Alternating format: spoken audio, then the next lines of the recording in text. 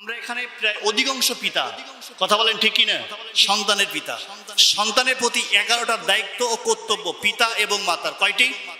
11টি। সময় যদিও সংক্ষেপ, আমি 11টি কথা বলে শেষ করব ইনশাআল্লাহ। 1 নম্বর দায়িত্ব হলো পিতা এবং মাতার। সন্তান ছেলে হোক মেয়ে হোক, শুকরিয়া আদায় করব কার? আরো জোরে বলেন কার? না ডাক্তারের। এখন তো সন্তান পেটে গেলে আগে ডাক্তারের কাছে নিয়ে চলে যায়। যখন সন্তান যখন বেড়ে যায় তখন অনেকেই বলে ডাক্তারের কারণে আমার সন্তান বেঁচে গেল। কথা বলেন ঠিক কিনা? বলি নাউজুবিল্লাহ।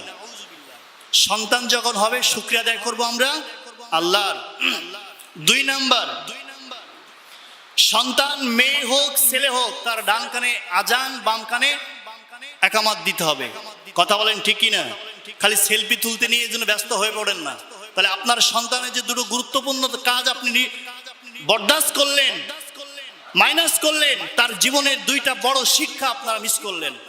এই শিক্ষা যখন মিস করলেন, এর আঘাত আপনাদের সামনে কিন্তু নেওয়াই লাগবে। অতএব এই কাজগুলো করবেন, মাস্ট বি, করাই লাগবে। 3 নাম্বার, এই সন্তানের 7 দিনে আকিকা দেবেন। যদি আপনার জীবনের ক্ষমতা না থাকে এই সন্তানের জীবনের যে কোনো একটা সময় দিয়ে দেবেন। আমাদের তাহলে কয়টা দায়িত্ব গেল? 3টা গেল। আসুন 4 নাম্বার দায়িত্ব, এই সন্তানের অর্থবোধক পূর্ণ সহিত পূর্ণভাবে সন্তান একটি নাম রাখবেন, অর্থ সুন্দর দেখে। যেন এমন নাম রাখেন না হোল্টু আর ভোল্টু, এরকম নাম কিন্তু রাখেন না। এখন অনেকে নাম রাখে মন্টু, ফল্টু, এসব নাম রাখবেন না। কারণ আল্লাহ নবী বলেছেন তোমরা সুন্দর নামের অধিকারী হও। কারণ কাল কিয়ামতের ময়দানে যখন বিচার শেষ, আল্লাহ হয়তোবা নবীদেরকে ডেকে বলতে পারে ও মরিয়াম, হয়তোবা এই নামের মরিয়ামগুলো অনেকেই থাকবে। কথা বলেন ঠিক কিনা? তখন কোন মরিয়ামকে ডাকলো এই মরিয়ামকে আর বুঝতে পারলো? তখন যাদের নাম মরিয়াম থাকবে হয়তোবা তখন আল্লাহর সামনে এসে তারা হাজির দেবে। তখন আল্লাহ বলবে আমি তো তোমাদের ডাকি নাই, ডাকিছি তো আমার এই মরিয়ামকে। তখন ওই সকল নামধারী মহিলারা বলবে ও আল্লাহ আপনি তো ইনাকে ডেকেছেন, এই কথা তো বলেননি, বলেছেন মরিয়াম। মরিয়াম বলে যখনই ডাক দিয়েছেন আমার নামও তো মরিয়াম। তখন দেখা গেল মরিয়াম আলাইহিস সালাম আল্লাহকে বলবে আল্লাহ আমি জান্নাতে যাব আর আমার এই নামধারী মহিলাগুলো জাহান্নামে যাবে, আমি এমন জান্নাত চাই না। হয়তোবা আল্লাহ তখন ওই নামের প্রতি দরদ দেখায় বলতে পারে যাও তোমরা মরিয়ামের সাথে জান্নাতে যাও। সুবহানাল্লাহ বলবেন না? তাহলে আসুন নাম রাখা গেল। এইবার আসেন 7 বছরে এই সন্তানের নামাজের তাগিদ দেওয়া লাগবে। কি দেওয়া লাগবে? নামাজের তাগিদ দেওয়া লাগবে। 10 বছরে ছেলে হোক মেয়ে হোক পিতামাতার বিছানা থেকে আলাদা করে দেওয়া লাগবে। পরের নাম্বারে আসেন, বিছানা আলাদা করে দিলেন, এই সন্তানের কোরআনের সঠিক জ্ঞানটাকে তার কর্ণের ভিতরে ঢুকিয়ে দেওয়া লাগবে। কথা বলেন ঠিক কিনা?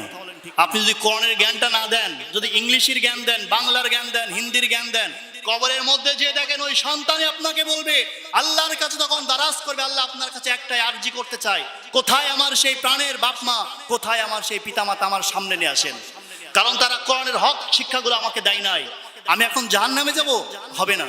আমার পিতামাতার মুখের উপর পাড়া দিয়ে আমি তখন জাহান্নামের দিকে আমি চলে যাব, আমার কোনো আফসোস থাকবে না।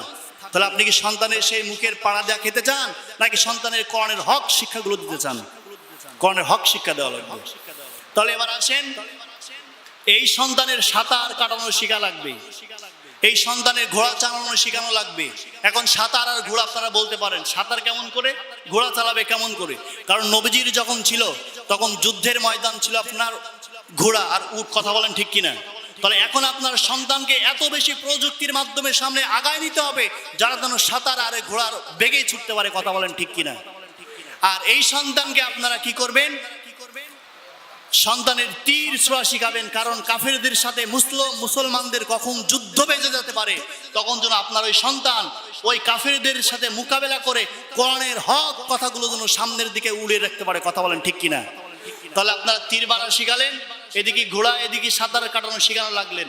এবার আসেন শেষ নাম্বার, এই সন্তানকে কিন্তু পূর্ণ বয়সে সঠিক ছেলে হোক মেয়ে হোক, ভালো পরিবেশ, আলেম, কোরআন জানলেওয়ালা, আল্লাহর নবীর উম্মত, যারা নবীর কথাগুলো যারা খুব স্পষ্টভাবে শোনে, যারা আল্লাহর দিকে যারা সবসময় মন কান সবসময় দিল খাল খোলা রাখে, ওই সকল পাত্র দেখে সন্তানকে যুক্ত মেয়ে ছেলে দেখে আপনাকে বিবাহ দেওয়া লাগবে।